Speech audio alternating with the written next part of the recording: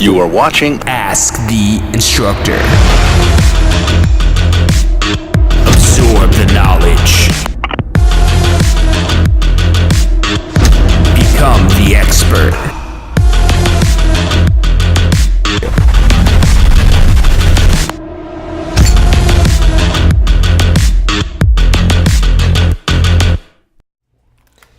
Hey, welcome back to this week's episode of Ask the Instructor. I'm John Christmas. This show is brought to you by the Tampa School of Real Estate. Every Wednesday, 12 noon Eastern Time, we come to you live to mastermind about the technical side of the real estate industry. And that's what we're covering today. A topic that is super technical for somebody who's new to real estate. And it's basically kind of doing everything that you need to do to get your real estate license. So we're going to give a rundown, basically, of from not knowing anything about real estate to closing your first deals and growing your business beyond that. We want to talk about that span that kind of gets you from nothing to something. And then what it is that and how real estate could fit into your life as well. So we'll cover that. But first, let's go ahead and talk about license requirements.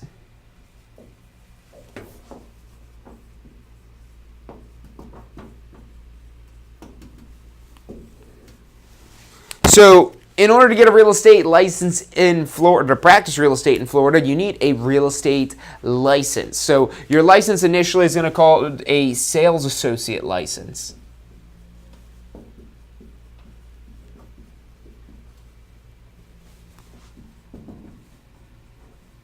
And this sales associate license, it has a what's called pre-licensing course.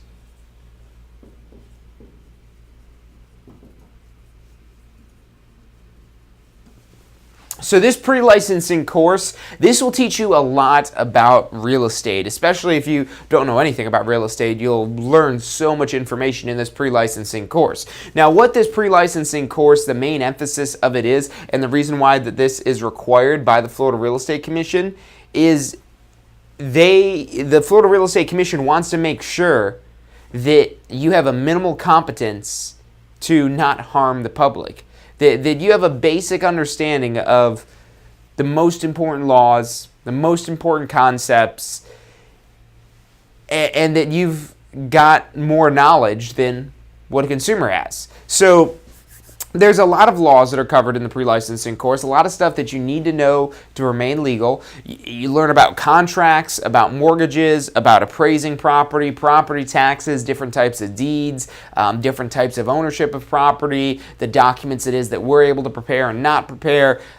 A lot of different topics, a little bit about the real estate market and kind of analyzing that and understanding the buyer's market versus the seller's market. So that's all stuff that you're learning about in the pre-licensing course. And this is your basic knowledge. We'll call it that, your basic knowledge, the most basic knowledge about real estate. And so again, that this course is required. You can't get a real estate license without taking this course unless you have a real estate license from what's called a mutual recognition state. And there's only about, I think, 7 of them currently that we have mutual recognition with in Florida. Now, some of the other requirements with this, so in addition to the pre-licensing course, you've got to be at least 18 years old. You've got to have a high school diploma or its equivalent.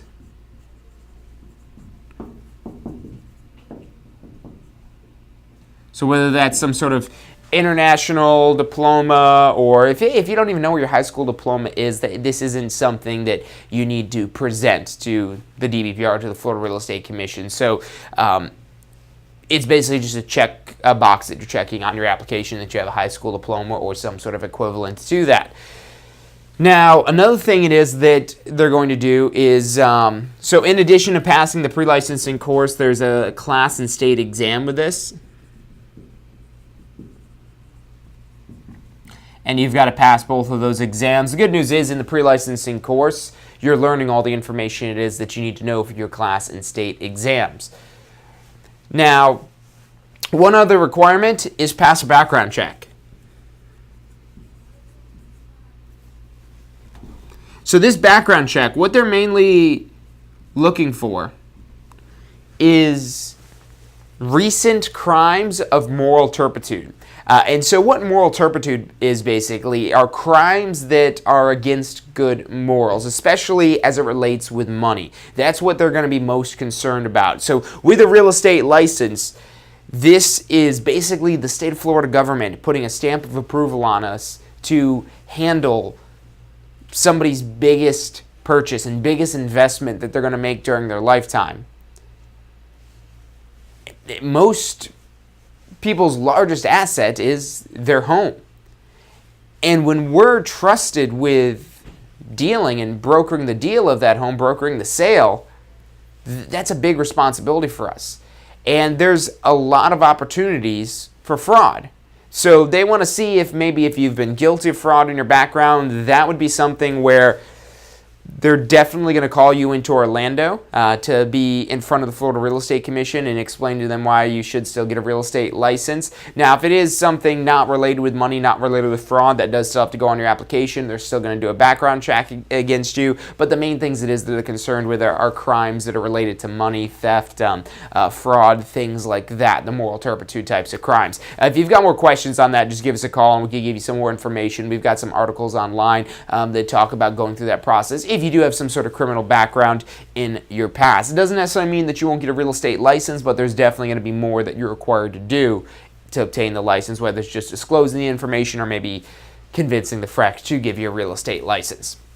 So that's basically the requirements. You are at least 18 years old, have a high school diploma or its equivalent, you pass the background check, and you learn and really master this basic knowledge that's taught in the pre-licensing course. There's 2 exams that you need to pass to get the real estate license, the end of course exam and the state exam. The end of course exam and the state exam are both 100 questions, both multiple choice, A, B, C, D. You need a 70% to pass the class exam and a 75% to pass the state exam.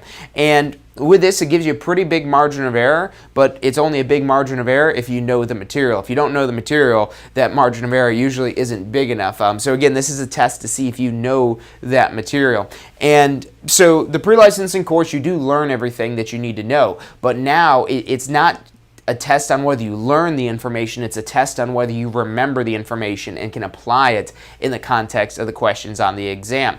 So we built out something to help our students and even people that might have not taken the classes with us but still help you give some structure on how to pass these exams, and that's our pass first try strategy.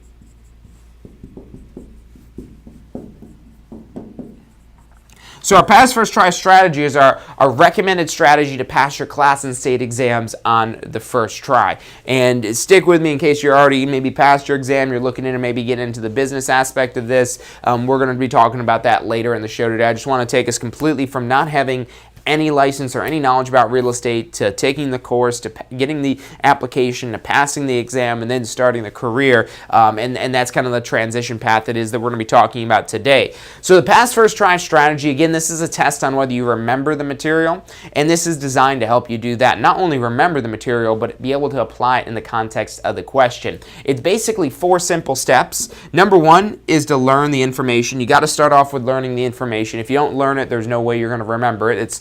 Learning is always a prerequisite to remembering. So that's number 1, learn it. Number 2, review the key, we'll call them key points.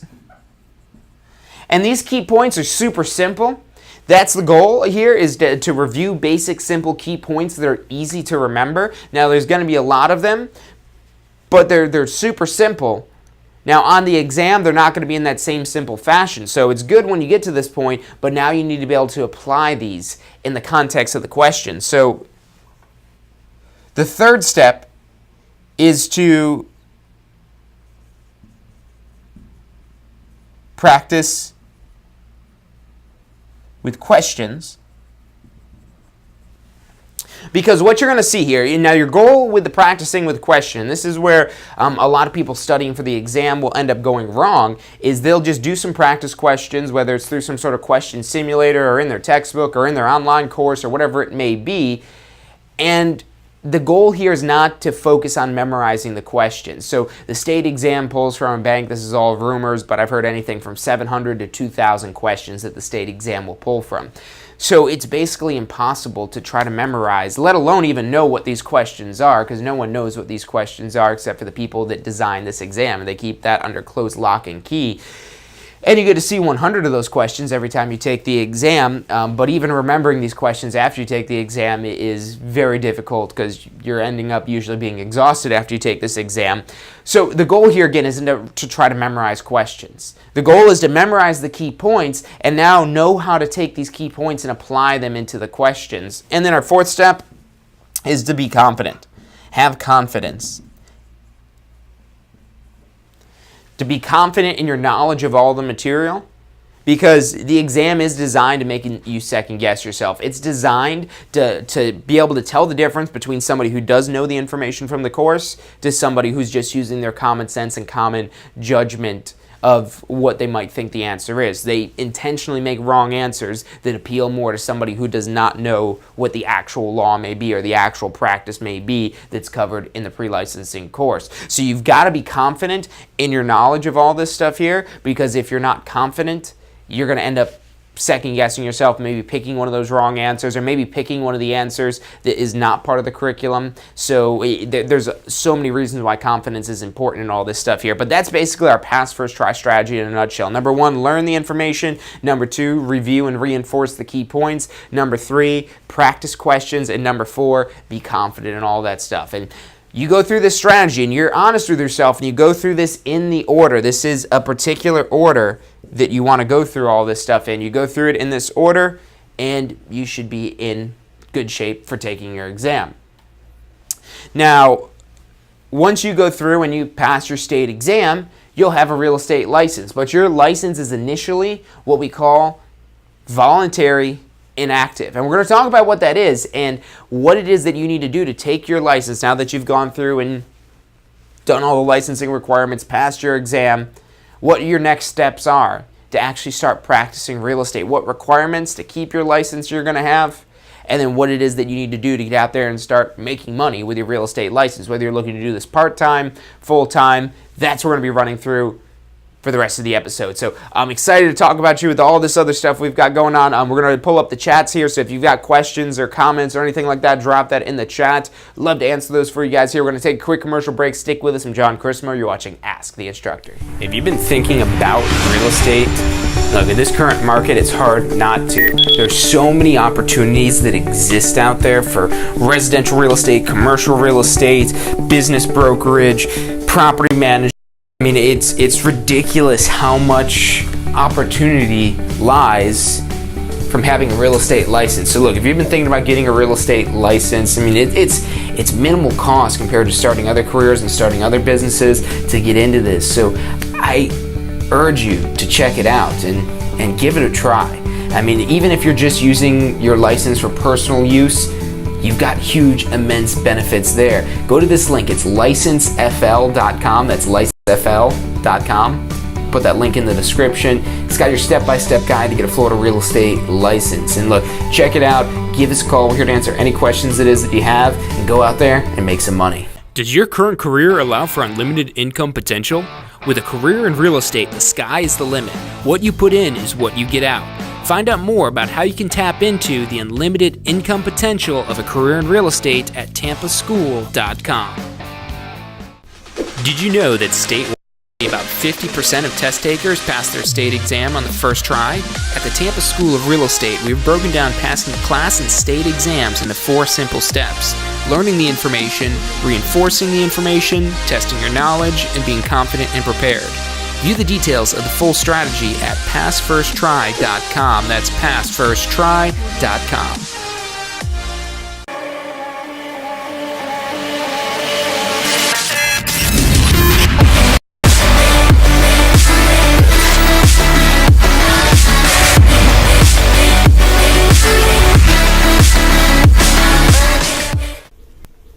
Hey, if you're enjoying the show today, which I'm sure you are, be sure to hit like, subscribe, post your comments, share with your friends and family. Thank you guys so much for watching.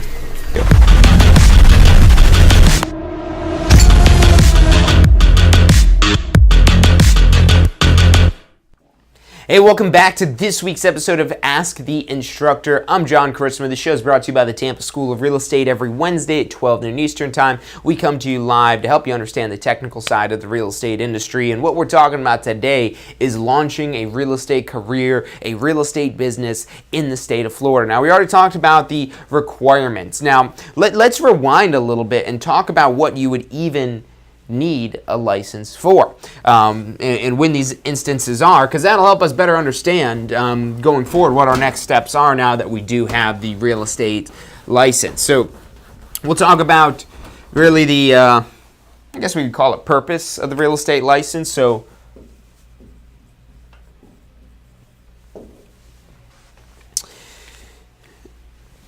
the big word that most people think about when they think about a real estate license is commission. And commission is one form of what's called compensation. And it's compensation when it's based on transactions.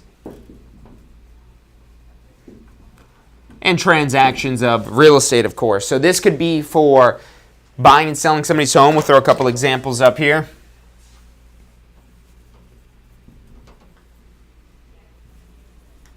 So buying real estate, selling, renting. There's renting and leasing, often meaning the same thing, but kind of the opposition here with buying and selling, that the landlord is leasing and the tenant is renting, but same type of idea basically going on with this. And any of these, one of these situations here, we can ultimately get paid for this.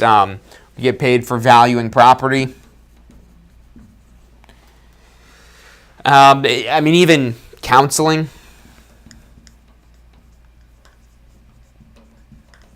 So if you're helping somebody understand what the best way to move forward, maybe they're working with some sort of larger project and they want your professional advice. If you've got professional advice and your advice is worth it, then you could charge for counseling them without even actually being involved in the transaction. So and this is just really the tip of the iceberg on property management, kind of managing the leasing side of this for the landlord of the property. That's another way. There's a lot of ways to make money in real estate. Probably the way where the big ones where most people think of real estate is in the purchase and sale of real estate, because this is usually where the biggest commissions are. And the most often commissions.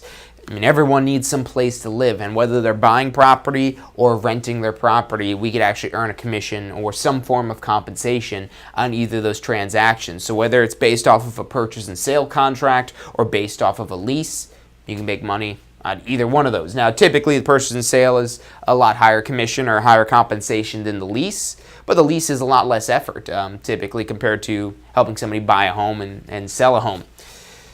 So we'll dive deeper into this, talking about once you have the real estate license, what it is that you can do to maybe start getting your first few deals. But that's basically the purpose of having a real estate license. Now, if you're looking to buy your own property for yourself, then you don't necessarily need a real estate license. You could hire somebody to represent you, to help you through the process, or you can just do it all completely yourself. It's not advised that you do it yourself, and if you are thinking about doing any purchasing or selling yourself, at least take the pre-licensing course, because you'll just get so much of a firmer grip on understanding the basic principles of real estate and what it is that we do as real estate professionals. But I would definitely suggest it is that you get a real estate license, and that way you're actually able to earn commission on your own sales and own purchases. So it definitely gives you another possibility by having a real estate license. There's a lot of real estate investors that have a real estate license. It's not required, but it will help give you a lot more knowledge. So even if you're just investing in real estate, and look, maybe you do want to invest in real estate, but you don't have the money to invest in real estate yet, and it's on your 10-year plan, 5-year plan, 20-year plan, however long it may be. So you're trying to, save up some money to invest in real estate. What better way to make money than in real estate when ultimately you want to be an investor in real estate, because you'll really get to know and understand the real estate market at such a higher level by actually being involved in the real estate market and helping others invest. I mean, that's a great way to start building out your network. So the real estate license, and even if you, maybe you're on the fence, maybe you're wondering about, maybe I do want to do real estate, maybe I don't, I would give it a shot. And the requirements are so minimal compared to starting other businesses and other careers. I mean, let's say you want to go buy some sort of franchise for something, and there's no guarantee that that franchise will work. I mean, look at all these franchise businesses that end up closing down. I know there used to be a Subway here that was just around the corner from our office here in New Tampa, and it was there for years, and all of a sudden it was just gone. And that's massive investments of thousands of dollars. I don't know exactly what it is for a Subway franchise, but a lot of these franchises, you might be at a small amount, maybe $25,000, $50,000 that you've got to invest initially, maybe even more than that, maybe $250,000, $500,000. It depends on what type of business it is. And again, there's no guarantee that that's going to work. In real estate, why I love real estate so much is it allows you on a personal level to invest sweat equity. And sweat equity only goes so far in other businesses, where you're going to need maybe your own money or some sort of outside money for your business to even be viable in other industries. But in real estate, yes, there's going to be some expenses associated with starting the business. I mean, your first one is just getting the real estate license, the expenses associated with that. But any business that you're starting is going to have expenses with it. And comparatively speaking, real estate has such a low threshold. And that's why so many people do end up getting a real estate license. And you could end up maybe being the next top real estate agent in your market, or maybe you're just wanting to have the license, do some stuff in your spare time. You know, maybe you're retiring and you're looking for something to do rather than just retirement things all day, whatever that may be. I mean, we have a lot of you guys that end up getting, that we see in our classes. If you're maybe, you've got a job that you love, but you know, you're just trying to get some additional income, have some money set aside, maybe get into real estate investing. Look, there's no requirement to be full-time in real estate or part-time in real estate. And one of the great ways to start in real estate is part-time, to leverage what it is that you're doing currently and kind of blend those universes together. Whatever it is that you're doing right now, I mean, we've had a lot of people that are firefighters and police officers and other first responders that want to get into real estate, and a lot of people in the military, that veterans as well, that looking to get into real estate, just looking to do something kind of in their spare time. And what's great about starting part-time is you have this network of people from whatever it is that you've done previously. And that network of people you're able to leverage. And they make great first clients. Now, ultimately, if you want to take this further and beyond just your sphere of influence, that's where we're talking more about building this into a bigger business rather than just, you know, maybe some sort of like hobby or whatnot that you do in your spare time. But it's great when you can get paid thousands of dollars for something that you enjoy doing. So that's all. Get off my soapbox there about real estate and whatnot. But let's talk about, okay, you've got your real estate license, now what? You've got your real estate license, you passed your exam, what is it that you have to do now? So your license initially starts as what's called voluntary inactive.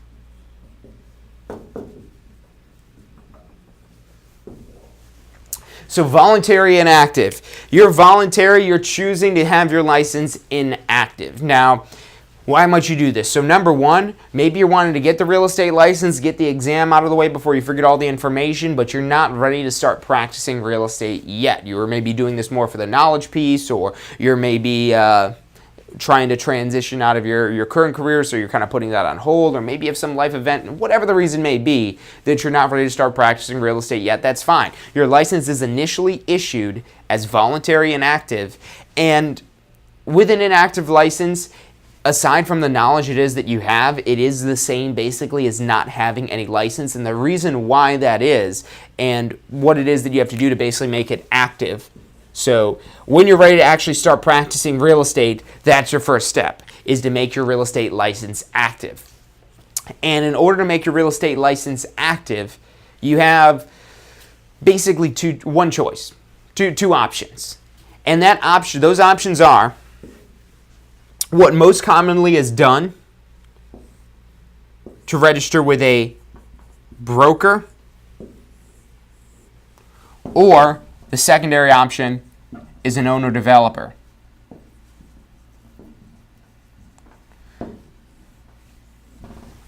So this kind of depends on the path it is that you're looking to take with real estate. The way, if I were to kind of sum it up a lot, to just as simple as I could make it, working with an owner-developer, this is typically a home builder. That's a great example of an owner-developer.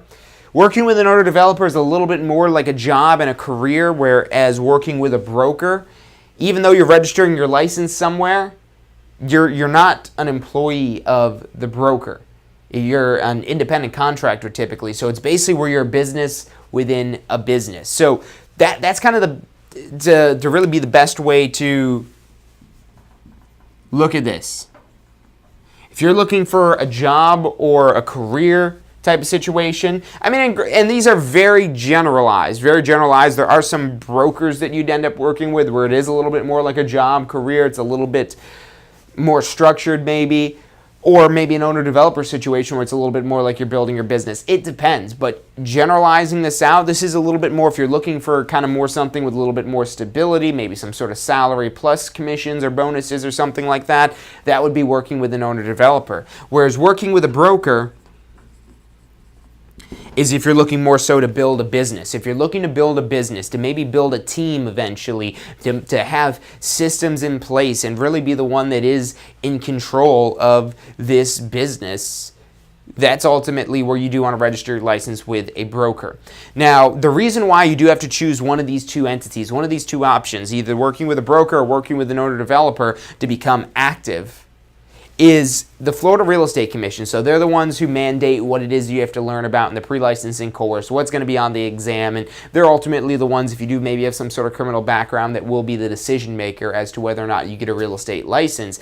And what it is that they determine is even after passing the pre-licensing course, you're deemed what's called minimally competent. And you'll feel like after taking the pre-licensing course that you know so much about real estate, and it's just the tip of the iceberg.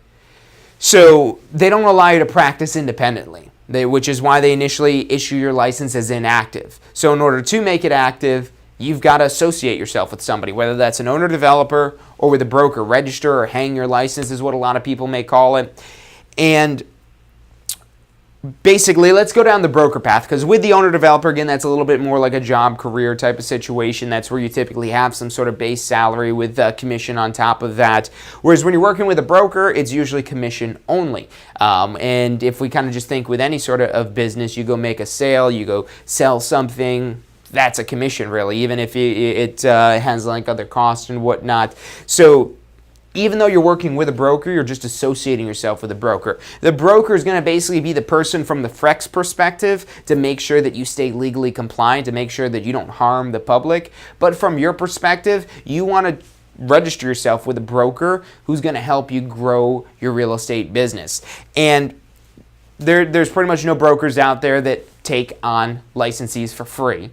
There's some sort of cost that's going to be associated with registering with a broker, and that cost is usually in one of two forms, sometimes a combination of the both. So typically, there's almost always a commission split, and the commission split says that, hey, you make $10,000, the total commission is $10,000. If it's let's say an 80-20 split, you get $8,000 of that, the broker gets $2,000 out of that. So that's our commission split type of agreement situation. Maybe it's an 80-20, maybe it's 90-10, maybe it's 50-50, 60-40.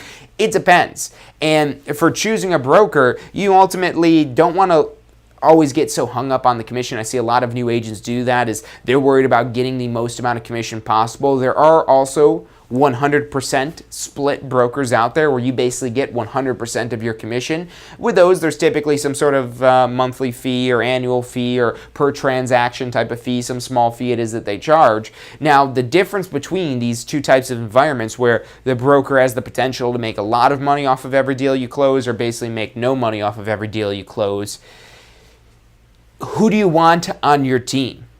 especially as a new agent, especially like I said, you're going to feel like you learned so much about real estate, but it is just the tip of the iceberg, even after going through the whole pre-licensing course. Who do you want on your team? Do you want somebody who doesn't care whether you sell anything, or do you want somebody who plans on making money off of you selling stuff? And if you don't sell anything, they're not making money. And as a new agent, that's the environment that you typically want to be in. And now once you figure out what you're doing and you have experience, then absolutely you could always go change your license to one of these 100% brokers. That's what a lot of agents do. The 100% split brokers are more for agents that know what they're doing and don't need the broker right there next to them in the transaction, or whatever structure that the brokerage has right there next to them in the transaction. It doesn't make financial sense, and it's not possible with those types of brokerages. Those are very large brokerages typically, where the broker is very hands-off, whereas the commission split brokerages, the way they're supposed to be set up is where if it's not the broker, there's somebody in place that's very hands-on with you, helping you get your deals closed. Because they only make money, or they make most of their money, if you're actually selling something. So that's kind of the role of the broker. Now, you might be looking to be truly independent. That's the reason why a lot of people start a real estate career, is they're looking for more independence. And you might not like this whole kind of broker idea. Again, this is going to be somebody who guides you and gives you direction in which way it is that you're going in a perfect world. And this is why when you're choosing a broker, it's really you as the licensee, as the applicant, that's interviewing these brokers, trying to find which one will give you the best return on your investment, which one is worth what it is that they're actually charging for your particular type of business. There's no one-size-fits-all type of situation with this. But ultimately, let's say that you do want to work independently. If you do register with a broker, after you've put in 2 years of experience within a period of 5 years, and the experience is just that you've got your license registered with a broker, so it's kind of funny the way the law is right now. This has changed a few times in the past, but the law basically says your license just says be registered with a broker. You don't necessarily have to sell anything or do anything other than have your license with a broker. And so that has to go on for 2 years. And then you could actually become a broker yourself. You could actually open your own brokerage office. And the idea here is that, you're either going to basically do this for one of two reasons. Number one, just because you want to be independent and you don't need a broker. You've learned everything you need to learn from that broker, and you want to go open your own brokerage now and be independent, and that's fine. Or maybe you're looking to play that role of broker and mentor new agents that are coming in and build your business even further beyond you. And there's a lot of ways it is that you could ultimately play this out for how it is that you want to basically grow your real estate business. Now, right now we're looking very macro level, very zoomed out of all this here, of just kind of these main stages of your real estate career. There's one more thing I want to throw in here before we kind of zoom back in down to, okay, now you just got your real estate license. We'll say you've registered with a broker, what it is that you want to be doing to start making money right away. Now, before this 2 years is up, at some point in here, you're going to need to do what's called post-licensing. And post-licensing is a very important course, not only because you'll lose your real estate license if it's not completed. That doesn't make it important enough. I don't know what will. But that's usually what most agents will only see out of the post-licensing is, hey, it's just something I've got to do. It's just a requirement that I've got to do.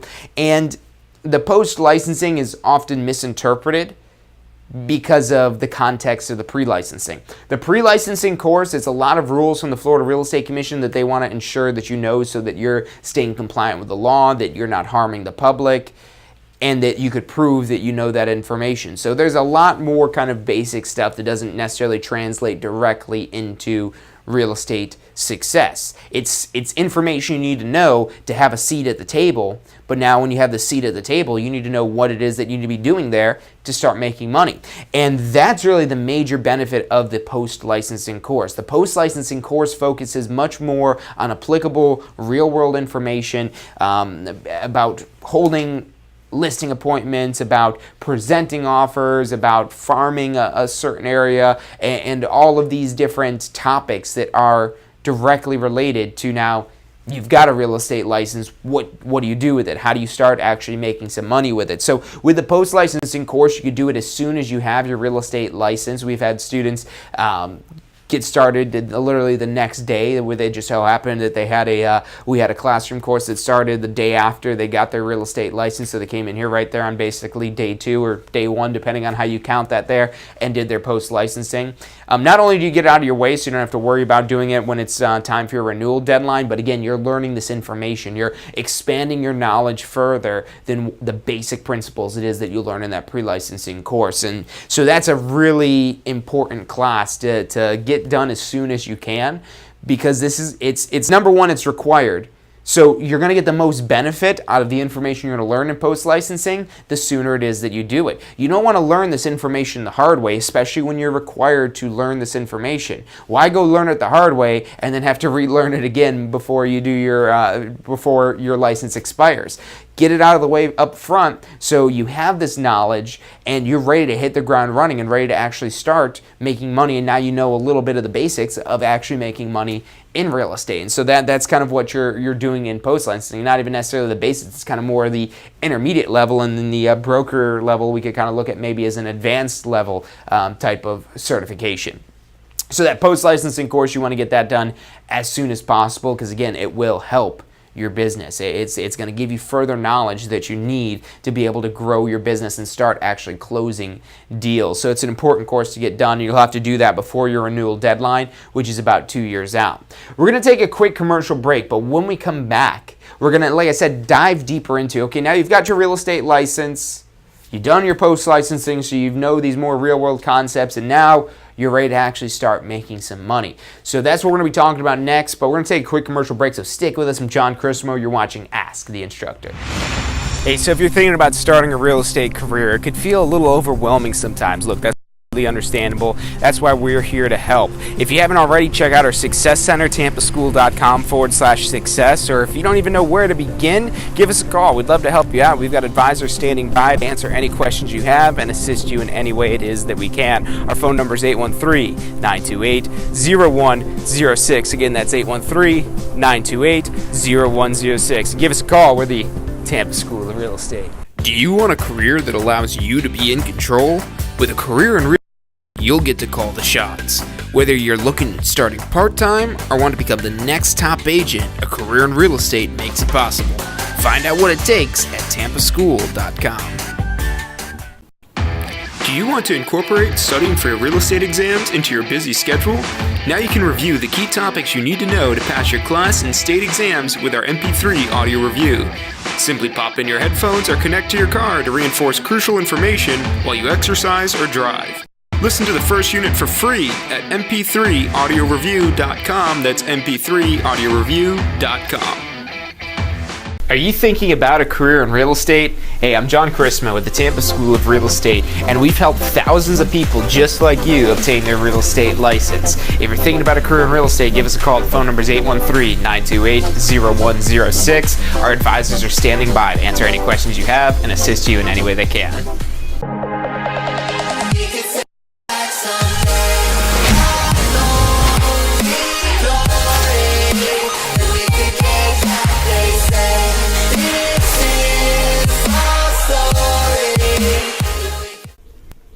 Hey, if you're enjoying the show today, which I'm sure you are, be sure to hit like, subscribe, post your comments, share with your friends and family. Thank you guys so much for watching.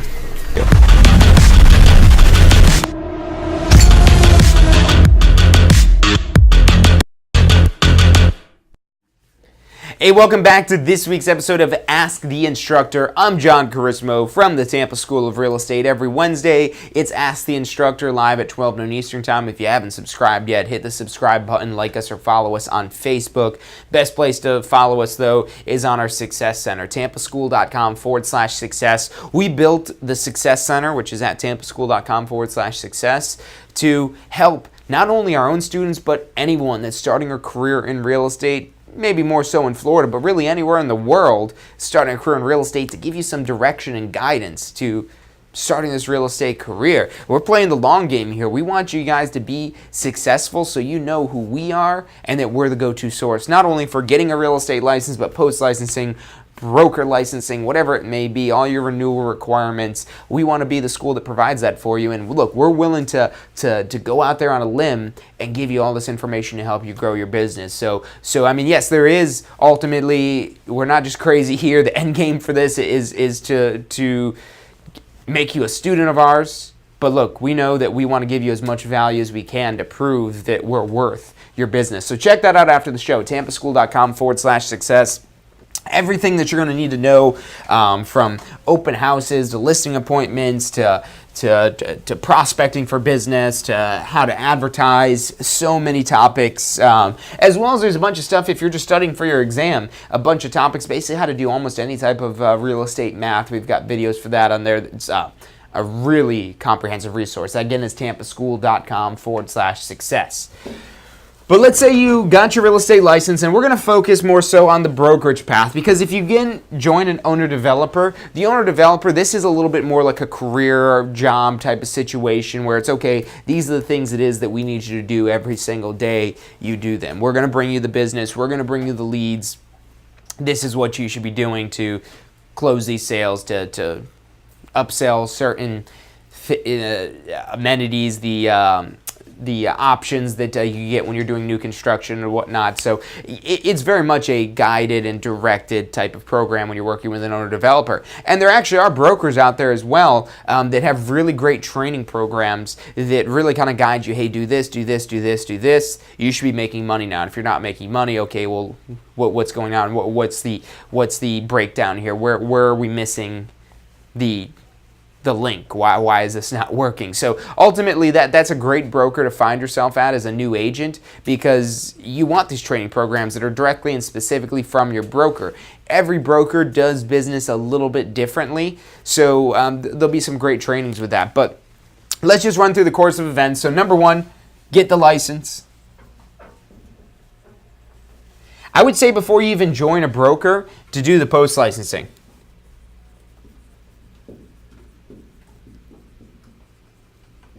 And the reason why I say do that before you even join a broker is because, again, you're going to learn so much information, and this will help you better flesh out the plan for your business. Now, again, there's no one-size-fits-all broker. If you were to ask me, hey, John, what broker should I go register my license with? I would say, well, tell me about your business. Tell me about your plan. Tell me about what it is that you're looking to get out of real estate and what it is that you're wanting to do in real estate. And the better it is that you understand your plan, the better you'll be able to see whether or not these brokers line up with your plan and really find the one that aligns best with what it is that you're trying to do. So the post-licensing, again, it's a requirement, and that's reason enough to do post-licensing. Is you've got to do it, but do it early, because it's going to really give you that missing piece from the initial licensing. The initial licensing, a big focus of it is giving you a general knowledge of the basic principles and laws of real estate in Florida. But now post-licensing, this is the focus on, hey, you've got the license, let's get you the knowledge you need to get up and running and start closing deals. And then once you've got that figured out, okay, now you register with a broker to make your license active.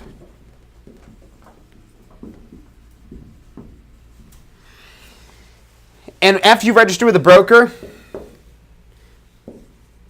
whatever training it is that they have, you're going to want to complete that right away. So complete, let's see, we could call it, complete new agent training.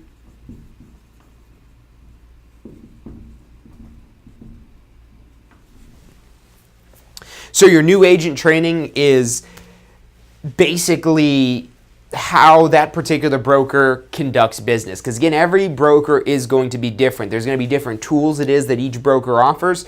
There's no point in you paying for these tools, whether it's through a commission split or maybe you're paying a monthly fee or annual fee for whether it's a CRM, a lead database, a website, or whatever tools it is that you're getting from the broker. You want to know how to fully utilize these in your business. So the broker, pretty much any broker, should have some type of new agent training, and you're going to want to complete that right away. Now, notice how we've gone through all this stuff here. We haven't talked about, anything that's really generating business yet.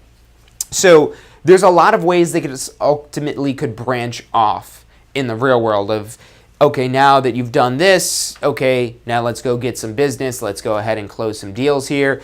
But what a lot of agents are looking for is, okay, I need a direction to go in, because if you don't have that plan figured out on your own, then you're basically being pulled in all kinds of different directions, and you don't see where it is that you're going, which makes it difficult to accomplish the objective of getting your real estate license, whatever that may be, whatever goals it is that you set out. You want to set that goal and then figure out, okay, these are the steps it is that I need to take to get to that goal. So what I'm going to talk about for these next steps here, and this is basically everything that you need to be doing to be ready to actually sell real estate. Get the license, do the post-licensing, register with a broker, and complete that broker's new agent training. Once you've done that, okay, now you're ready to start selling real estate. Now you're ready to help people lease properties or buy properties or rent properties. So let's go through the route of what I would recommend. And this is going to work whether you have maybe some sort of sphere of influence or not. And rather than burning the bridges of the people it is that you know the best. A lot of people like to, get their real estate license, say, okay, now I've got this friend that wants to buy a house. Let me go sell them a house. Look, you don't, rather than kind of maybe messing something up with that person and maybe causing stress in that relationship, you want to start really kind of practicing and becoming the professional. Because they know you're a new agent, they're going to be skeptical about it. So one of the ways it is that you can kind of overcome that concern that people might have that you're a new agent. Hey, look, I know I'm a new agent, but look, I've already have done basically the training and requirements that agents that have been licensed for 2 years have to complete. That's a huge benefit of doing the post-licensing. Hey, look, I've already got the training that somebody normally waits 2 years to do. I went ahead and did it in advance so I could best serve you today. Having a broker or maybe some sort of mentor from your brokerage office, that's another great way to combat people not having faith in your level of experience, which is understandable. It's understandable. They're talking about one of their biggest investments, if not the biggest investment they're going to make in their lifetime, and they want to make sure you're competent and qualified for this. So you could also talk about how your mentor, broker, whoever it is that's in place at your office to be by your side in your first few transactions, to make sure that you're doing them correctly, to make sure that you're doing things right.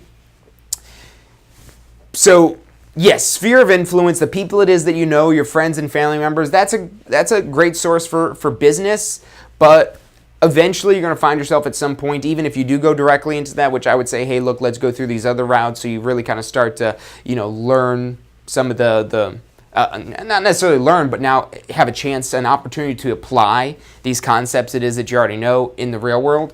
So one of the things I would say to do as one of the first activities that you want to do is to hold an open house.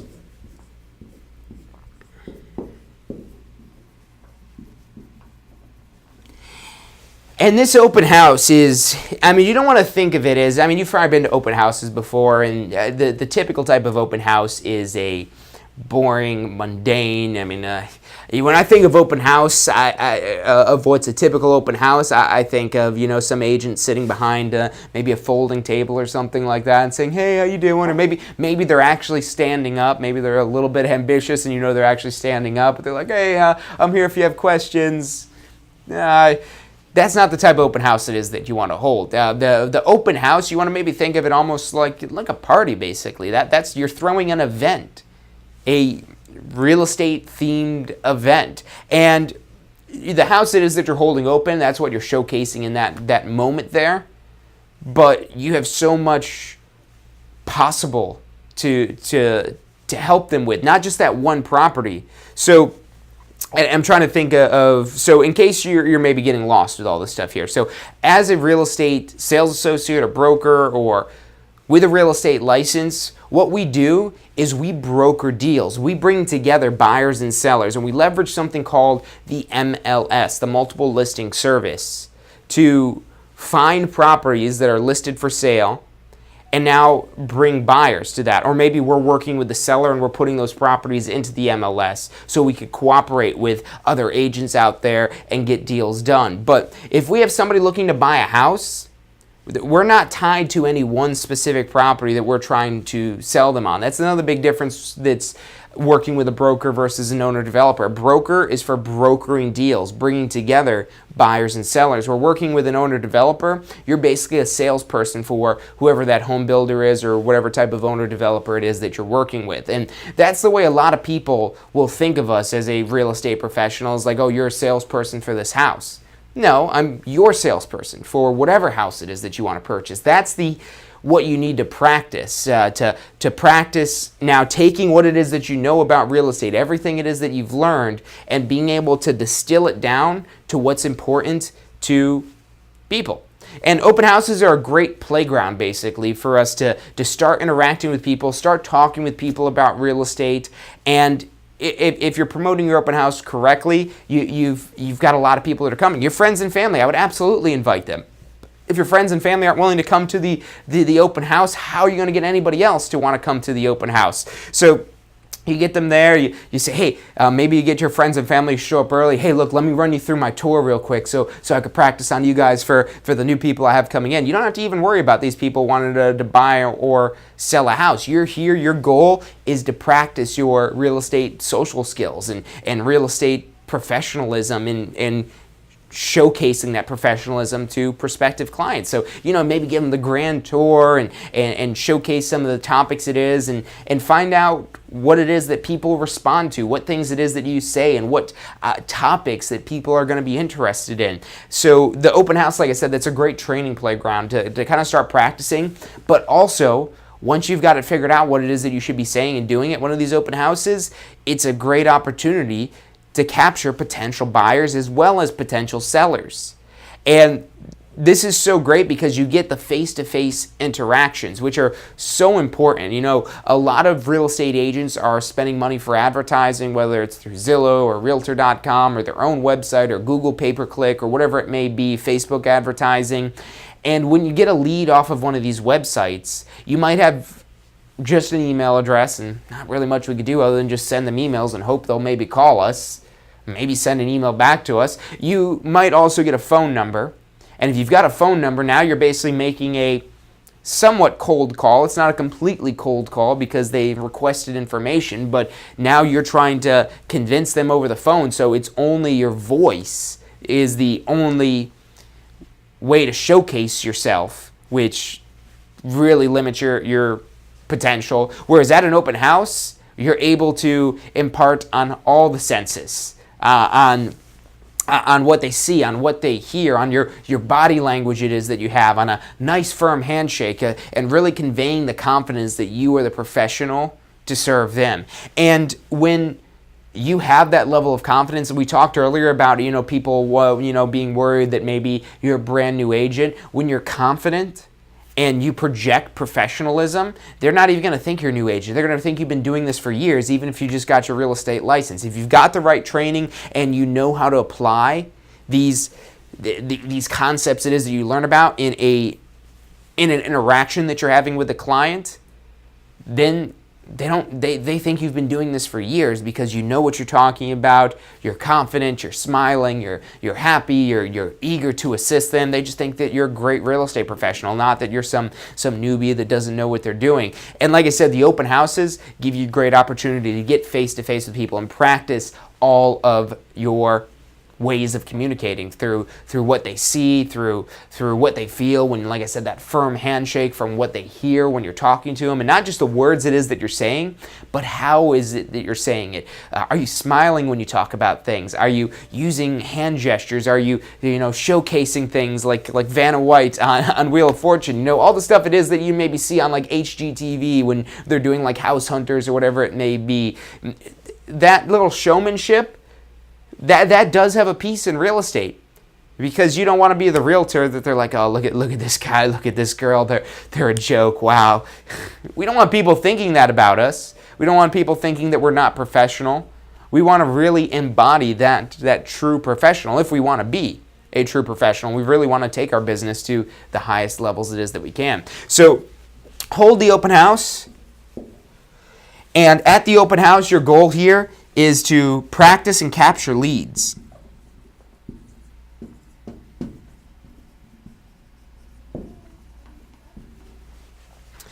So we maybe talk to the people, and yeah, they're probably not going to want to buy that house. A statistic that you've probably heard me say before, if you've watched any video, almost I bring this up all the time whenever we talk about open houses, is less than 1% of homes sell as a result of an open house. So your goal here is not to sell them that particular house. That's only going to make them not trust you. Your goal is to sell yourself. There's a 1% chance that they might end up purchasing that property it is that you're holding open. But your goal here is now, for the other 99% of the time, the other 99 out of 100 people you have walking in there, is to sell yourself. So even if they don't purchase that house, they're purchasing a house with you. So that's where we're capturing leads. And that's where, again, we really have to show that we are the professional that can be their professional. And with buyers, it's at no cost to them because there's already pre-negotiated amounts that we have with all the sellers that are in the MLS for how much it is that we get paid, so they don't have to even worry about paying us.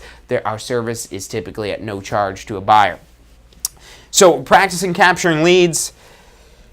And then 7, set appointments. Because if we reverse engineer the sales process of ultimately we have a real estate closing, that we have a house it is that we're selling.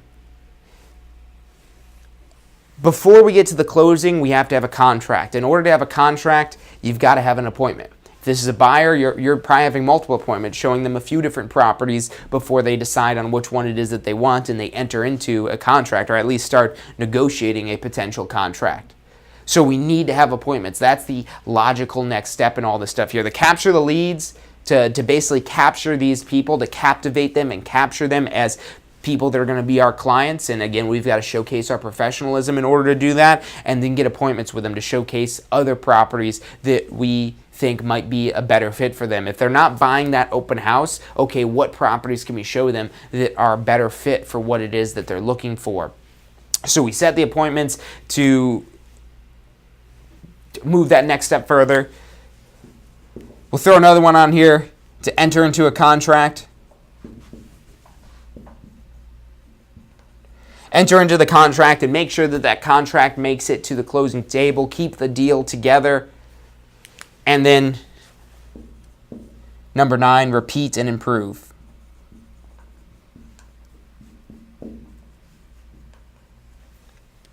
So once you've gone through this process, and you want to be keeping track of what it is that you're doing, what's working, what's not working, what are the things that you're saying that boost people's confidence in you, and what are the things it is that you're saying that might lower your credibility. You need to constantly be coaching and critiquing yourself, managing yourself. One of the great benefits of being in real estate, especially working with a broker, is that you get to be your own boss.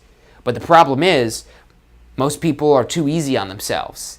That you're the nice boss that lets them, take 4 days off a week or 5 days off a week, and you only work 2 days. You're like, no, go ahead, take the day off. Everyone, thinks about, I want that great boss that, just lets me do whatever it is that I want. Well, this is where, you got to have your multiple personalities and be hard on yourself sometimes.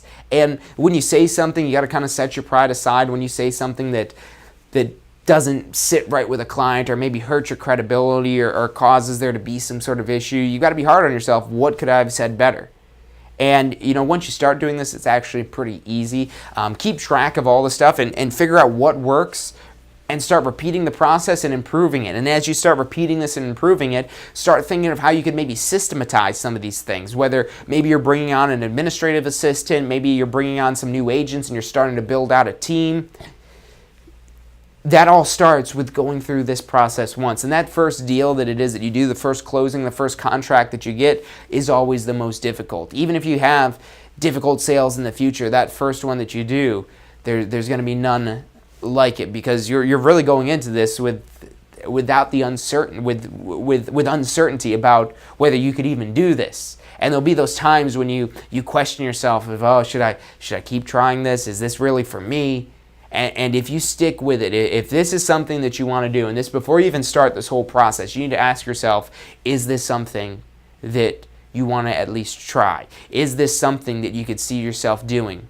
Whether you're doing it full-time, you're maybe just doing it part-time, but if it is something you could see yourself doing, don't give up during this process, because all is for nothing. If you stop right here before you get to the closing, then it's all for nothing. everything that you've invested, not only the money, but also all the time it is that you've invested and the effort that you've put in, is all for nothing if you don't make something out of this. So get committed to it, stick with it, and keep trying. When you have some obstacles, when you have some time where maybe you're talking to somebody at the open house and you don't capture lead, maybe they don't, you didn't do a great job building trust with them, and they're like, we'll call you. You might think it went well, but if they're saying, we'll call you, don't call us, we'll call you, they're basically telling you, we didn't build that relationship. And that's where we've got to be difficult on ourselves and ask us, okay, well, what went wrong here? And they want us to think that everything's fine, that, we'll call you. But really they're saying, I don't want to talk to that guy again. I don't want to talk to that girl again. So you might fail at any one of these steps here. Maybe getting the license. It maybe takes you a couple times to pass the exam. Hey, look, that's okay. Your persistence and perseverance through this process is the biggest indicator of your success in the long run in real estate. Maybe you hold your open house and no one shows up. I mean, that's a downer, but it's not a reason to not hold open houses. You got to look at yourself and say, okay, no one showed up to my open house. Why? What did I not do? No, and don't blame it on other people that, my friend, they would have came, but they're busy. What is it that you did? Why did you not have anybody show up to the open house? And again, this is where you've got to manage yourself and be your own boss and be difficult on yourself, which we're usually our best bosses because we understand where the boss is coming from. We understand why we're telling ourselves, we should have did this and that would have resulted better. But when we're willing to take that constructive feedback from ourselves, and the hardest part usually is identifying that we didn't do something correctly, knowing that, we might have done something wrong. So we hold the open house, no one shows up, okay, well, let's try again. It doesn't mean open houses don't work, it just means that you didn't get anybody to come to your open house. So let's get some people to your open house before we decide whether or not they work or not. And then when you're there and you've got the people at your open house, and maybe you've got these things it is that you're saying, but people aren't buying into it. They're not buying into you. There's something's off there. Okay, well, let's go back to the drawing board. Let's practice maybe what it is that we're saying. Practice our little, elevator pitch, our little speech that we maybe give clients on why they should hire us, or where is it that we're going wrong in this process here. And this is also, again, where the importance of having either a broker or some sort of mentor or somebody basically that's helping you go through this process. So you go to them and say, hey, I don't understand. All these people that I've had come to the open house, none of them wanted to go on an appointment to show houses with me, and they might role play with you and say, okay, well, walk me through what it is that you're doing, what you're saying to them, and let's figure out where this is going wrong. Maybe you do get the appointment and you have contracts fall through. That happens all the time where contracts fall through. The key point is, and usually if you get to this point, the whole moral of the story is to get back up on the horse and keep trying, because that perseverance throughout this, it helps you figure out what works, what doesn't work. There's always going to be some learning by experience. You want to try to prevent that as much as possible by doing your post-licensing, completing the new agent training, but there's ultimately going to be some things that you just have to learn through experience. And when you're, again, talking about applying these things and applying them in a conversation with somebody, not everyone wants to know super complex real estate terms and ideas. They want just kind of the simple synopsis of your professional opinion boiled down to something it is that they could understand. So that's kind of in a nutshell, the process of starting and really getting to the point where you're ready to start growing and expanding your real estate business. So if you've got questions on any of this process, if you're looking to get started with starting your real estate business, give us a call. We're here to help you. We do this every single day. We're here helping people start their real estate career, complete their renewal requirements while learning something important at the same time. So give us a call, 813-333-2676. You can also text us at the number 813-333-2676. You can also check us out online at tampaschool.com. That's about all the time it is that we have for today. Thank you guys for tuning in, and I'll see you guys on Friday for State of Real Estate.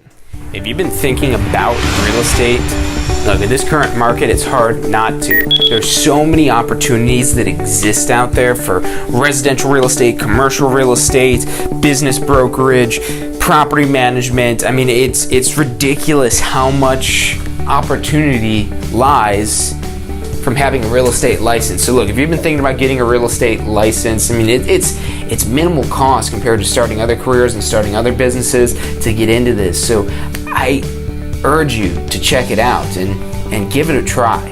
I mean, even if you're just using your license for personal use, you've got huge, immense benefits there. Go to this link. It's licensefl.com. That's licensefl.com. Put that link in the description. It's got your step-by-step guide to get a Florida real estate license. And look, check it out. Give us a call. We're here to answer any questions it is that you have, and go out there and make some money. Does your current career allow for unlimited income potential? With a career in real estate, the sky is the limit. What you put in is what you get out. Find out more about how you can tap into the unlimited income potential of a career in real estate at tampaschool.com. Did you know that statewide only about 50% of test takers pass their state exam on the first try? At the Tampa School of Real Estate, we've broken down passing the class and state exams into 4 simple steps: learning the information, reinforcing the information, testing your knowledge, and being confident and prepared. View the details of the full strategy at passfirsttry.com. That's passfirsttry.com.